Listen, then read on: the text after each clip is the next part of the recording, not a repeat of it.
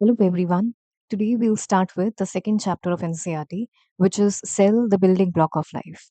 अब अगर हम सेल की बात करें, so essentially we are talking about how life initiated, because cell ही responsible है life के पीछे.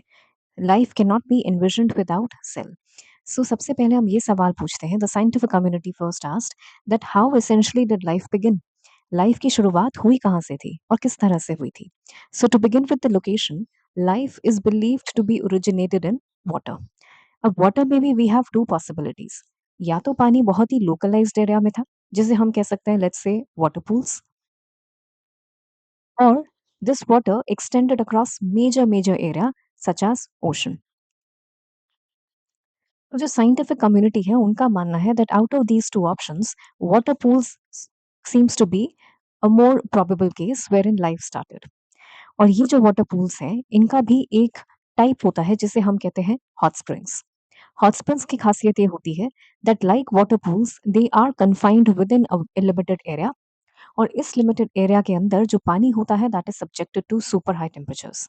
सुपर हाई टेम्परेचर होने की वजह से यहाँ पे evaporation is constantly taking place, और इस कॉन्स्टेंट इवेपोरेशन की वजह से यहाँ पे पानी जो है वो ऊपर भाप की तरह उड़ता रहता है, which is basically shown in this figure as well. Right? So this is an example of water pool wherein water exists in a very localized fashion and the water present inside on account of very high temperature is constantly evaporating. तो hot spring का एक example हमारे भारत में भी exist करता है and it's name is Puga valley. Puga valley is in the state of sorry in it's in the UT of Ladakh. Ladakh में ये जो पूगा वैली है वहां पे इस तरह के हॉट स्प्रिंग्स एग्जिस्ट करते हैं. तो साइंटिस्ट्स का मानना है कि इस तरह के जो हॉट स्प्रिंग्स हैं यहाँ पे सबसे पहले लाइफ की शुरुआत हुई होगी. अब जब लाइफ यहाँ पे शुरू होगी तो जाहिर सी बात है to begin with will have very small micro organisms who will start और इनिशिएट लाइफ ऑन अर्थ. तो ये जो माइक्रो ऑर्गेनिजम्स थे दे वर सराउंडिंग और they were basically residing in a very high temperature. तो हाई टेम्परेचर में कोई survive कर पाए उसके लिए they have to have that capability to be able to survive that. तो ये जो ऑर्गेनिजम्स हॉट स्प्रिंग्स में सर्वाइव कर पाते थे, पहली बात ये बैक्टीरिया हुआ करते थे and they use to love bacteria, hence the term thermophiles. तो इन ऑर्गेनिजम्स को हम थर्मोफाइल्स कहते हैं. थर्मो का मतलब हीट, मतलब होता है हीट, एंड फाइल्स का मतलब होता है to love. So anybody who loves heat and can manage to survive there, ऐसे जो बैक्टीरियाज हैं इन्हें हम कहते थे थर्मोफाइल्स. तो ये जो पिक्चर आपके सामने है this is actually a microscopic depiction of thermophile. Right? तो हम साइंटिफिक कम्युनिटी का ये मानना है कि जो लाइफ की शुरुआत है वो सबसे पहले हॉट स्प्रिंग जैसे एरिया में हुई थी, और जो लाइफ जिन्होंने शुरुआत जिन्होंने की थी वो एक तरह के बैक्टीरिया थे जिन्हें हीट सर्वाइव करने की कैपेबिलिटी आती थी, और इनको हम थर्मोफाइल्स कहते हैं. सेकेंडली, ये जो एनवायरमेंटल कंडीशंस हैं जो कि फिलहाल हॉट स्प्रिंग्स में हमें देखने को मिलती हैं, ये अर्ली अर्थ में भी एग्जिस्ट किया करती थी. अर्ली अर्थ में हम कह सकते हैं 3.5 billion years ago. This was the time when earth was in the phase of development. Earth was in the process of developing itself. जब अर्थ बन रहा था उस टाइम पे उसके ऊपर टेम्परेचर्स बहुत ज्यादा हाई हुआ करते थे on account of let's say very violent activities like volcanic eruptions and so on and so fourth. तो इन एक्टिविटीज की वजह से अर्थ का टेम्परेचर बहुत हाई हुआ करता था, जिसकी वजह से वहां पे जो ऑर्गेनिजम्स रहा करते थे they were also very similar to these bacteria who could love heat and survive there.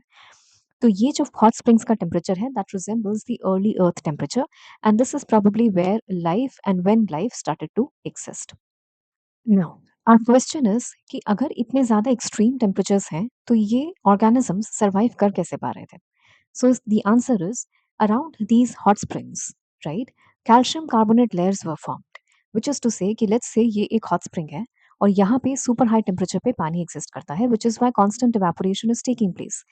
And hereafter in the periphery, you can imagine that there are small bacteria by the name of thermophile जो कि यहाँ पे exist करते हैं. ये heat loving है, exist कर सकते हैं, agreed. But nonetheless, इनके survival के लिए you need something which can actually protect them. And it is for this reason कि यहाँ पे कैल्शियम कार्बोनेट की लेयर जो है वो रैपिडली इनके अराउंड फॉर्म होने लगी, और इस कैल्शियम कार्बोनेट की लेयर की वजह से इन ऑर्गेनिजम्स को प्रोटेक्शन कॉन्स्टेंटली मिलती रही. And this protection was against harmful radiation, क्योंकि let's recall that early earth का अगर हम एग्जाम्पल देखें तो वहां पे रेडिएशन काफी ज्यादा हार्मफुल हुआ करती थी क्योंकि टेम्परेचर ही बहुत ज्यादा हाई था. और हॉट स्प्रिंग्स की भी अगर हम बात करें यहाँ पे भी temperature is extremely high, so harmful radiations are also existing here. So in order to protect these organisms against harmful radiation and extreme hot temperatures, calcium carbonate layer is formed rapidly around thermophiles.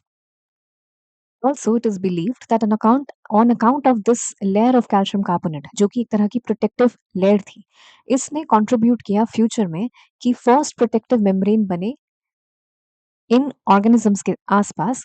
Let's say this is a thermophile, और इसके आसपास एक protective layer बन रही है on account of calcium carbonate, और यही जो है आगे चल करके सेल की बाउंड्री को डिफाइन करेगा, जिसे हम आगे पढ़ेंगे as cell membrane.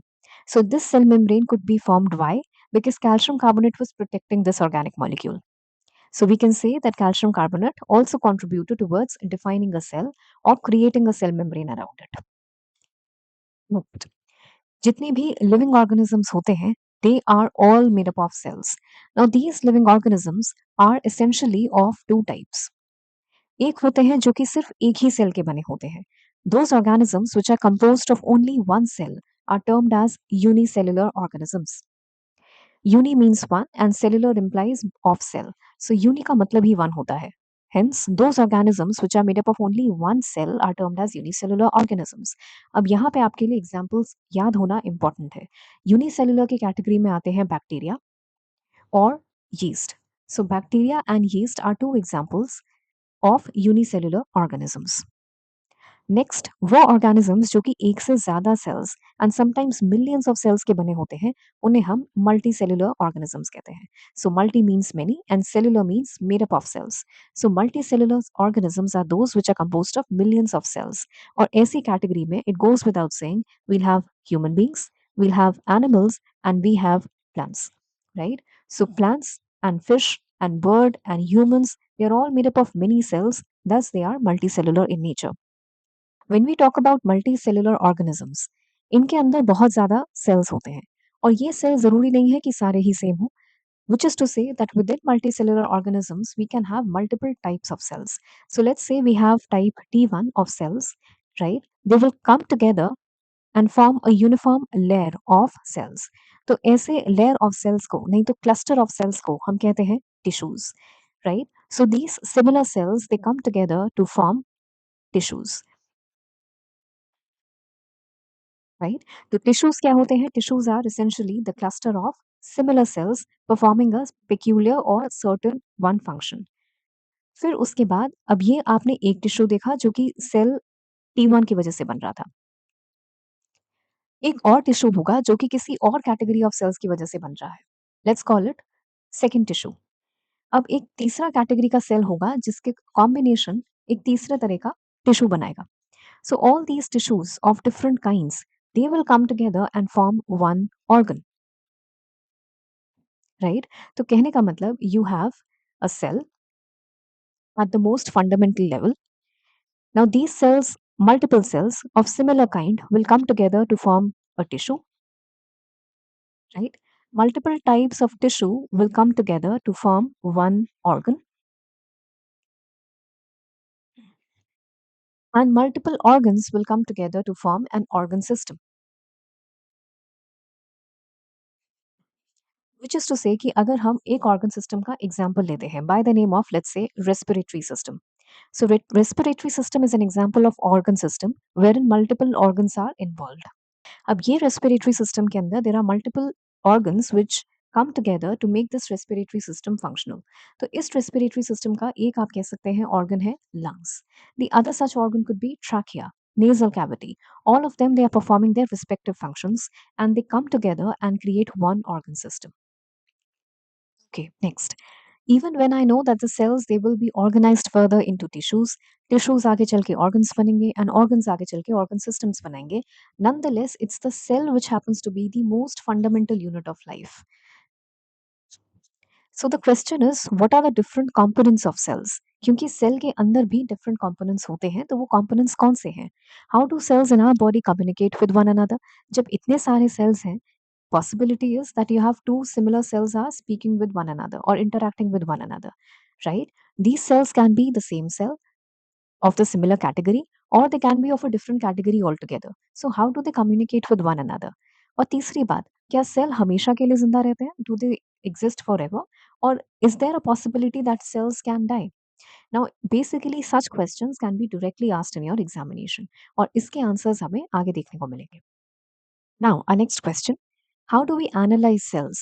Cells are essentially too small to be seen with naked slash unaided eye, right? बिना किसी इंस्ट्रूमेंट की मदद से आप सेल्स को डायरेक्टली ऑब्जर्व नहीं कर सकते because they are very small in size, right? तो इनको एनालाइज करने के लिए हम किसी पर्टिकुलर इंस्ट्रूमेंट का इस्तेमाल करते हैं. Now, before we move on to the instruments, we first need to understand the concept of limit of resolution. अब limit of resolution को समझने के लिए let's imagine that there is a sheet of paper और इसके ऊपर आपने दो points को ड्रॉ करा है, right? You drew two dots on it. Now these two dots can be distinctly seen, है ना? दोनों जो dots हैं वो अलग अलग से हम देख पा रहे हैं. Now if you bring this sheet of paper closer to your eyes, these will come nearer to one another. तो ये थोड़े से आपको पास आने दिखेंगे, right? But nonetheless आप इन दोनों को अलग से देख सकते हैं.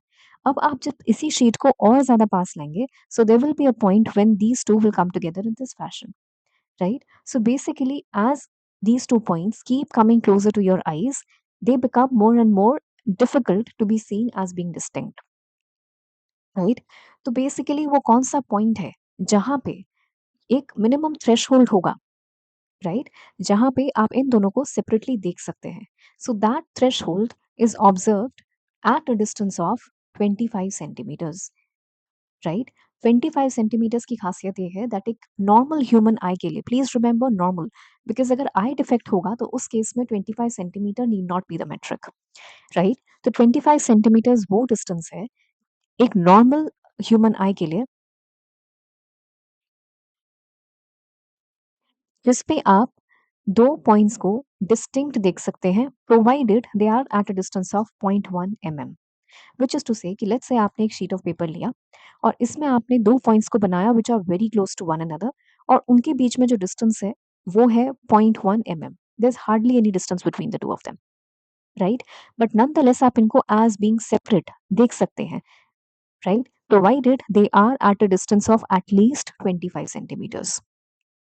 25 सेंटीमीटर्स से कम अगर डिस्टेंस होगा, मतलब अगर आप ये शीट ऑफ पेपर अपनी आंखों के ज्यादा पास लाएंगे, this is when it won't be visible to you anymore, right? So just remember, when it comes to limit of resolution, there are two metrics associated. Limit of resolution में जिस sheet पे आपने dots बनाई हैं वो at least 25 centimetres पे होनी चाहिए because that is the near point of a normal human I, at least, right? And वो जो दो पॉइंट्स हैं उनके बीच में डिस्टेंस 0.1 mm से ज्यादा नहीं होना चाहिए, सॉरी 0.1 mm से कम नहीं होना चाहिए. जब ये दोनों चीजें कलेक्टिवली मीट होंगी तब वो जो दो पॉइंट्स हैं आप उनको डिस्टिंक्टली देख पाएंगे and this is termed age limit of resolution of the human I. So there can be a direct one marker question that what is the limit of resolution of a human eye? So just remember it is 0.1 mm. और अगर यही question descriptive में आता है so this is where you need to know that limit of resolution of a human eye is 0.1 mm, which means that two dots located at a distance of 0.1 mm can be seen as being distinct provided that they are kept at a distance of at least 25 centimeters, which is the near point of a normal human eye. Normal word is important.